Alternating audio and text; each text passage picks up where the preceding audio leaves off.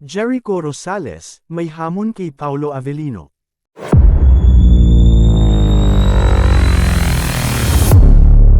Nagsalita na ng tuwid ang aktor na si Jericho Rosales tungkol sa tunay na estado ng kanyang relasyon sa aktres na si Janine Gutierrez. Sa isang panayam kamakailan, tahasang kinumpirma ni Jericho ang kanilang pagde-date, na nagbigay linaw sa mga naglipa ng haka-haka tungkol sa kanilang relasyon. Ayon sa kanya, nagkikilala kami at nagde-date kami, nang tanungin siya ng mga mamamahayag tungkol sa kanilang sitwasyon ni Janine.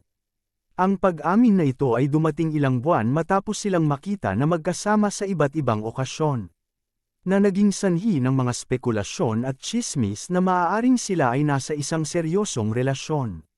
Matapos ang kanilang public appearances, na madalas na nagdulot ng pag-uusap at haka-haka sa social media at sa paligid, maraming tao ang nagsimulang magtanong kung ano nga ba ang tunay na estado ng kanilang relasyon. Ang mga ito ay naging paksa ng mga balita at kwentuhan sa mga social media platforms. Ngayon, sa wakas, nagbigay linaw si Jericho sa pamamagitan ng kanyang pahayag, na nagpapakita na sila ay talagang nagkakakilala at mas pinipili nilang maglaan ng oras para sa isa't isa sa kabila ng kanilang busy na schedule. Samantala, ang pag-amin ni Jericho ay nagbigay daan din sa ibang mga usapin sa showbiz, partikular sa relasyon ni Paulo Avellino at Kim Chiu. Sa kabila ng mga ulat at mga pahayag mula sa mga tagahanga at netizens, si Paulo Avellino ay hindi pa rin nag-aamin tungkol sa kanyang relasyon kay Kim Chiu. Ang hindi pag-amin na ito ay patuloy na pinagtatalunan at nagiging paksa ng iba't ibang spekulasyon sa online na komunidad.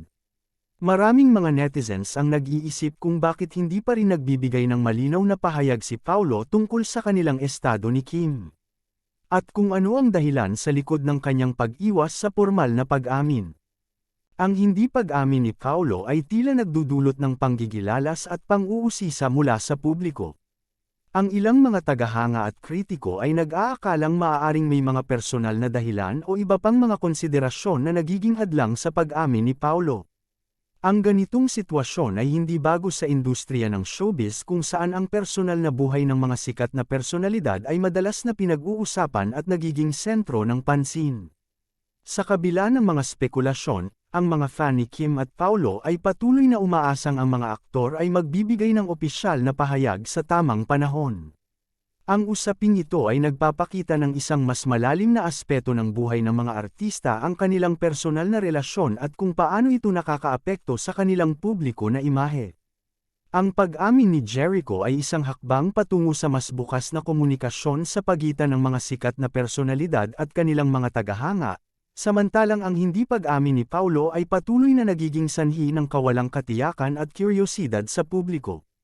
Ang bawat hakbang na ginagawa ng mga artista sa pagharap sa kanilang personal na buhay ay may epekto sa kanilang career at sa kanilang relasyon sa kanilang mga taga-suporta.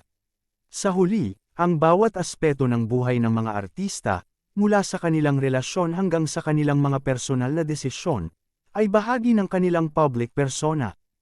Ang pag-amin at hindi pag-amin sa mga ganitong bagay ay nagpapakita ng iba't ibang paraan ng pag-handle ng mga artista sa kanilang personal na buhay at kung paano nila pinipili na ibahagi ito sa kanilang mga taga-suporta.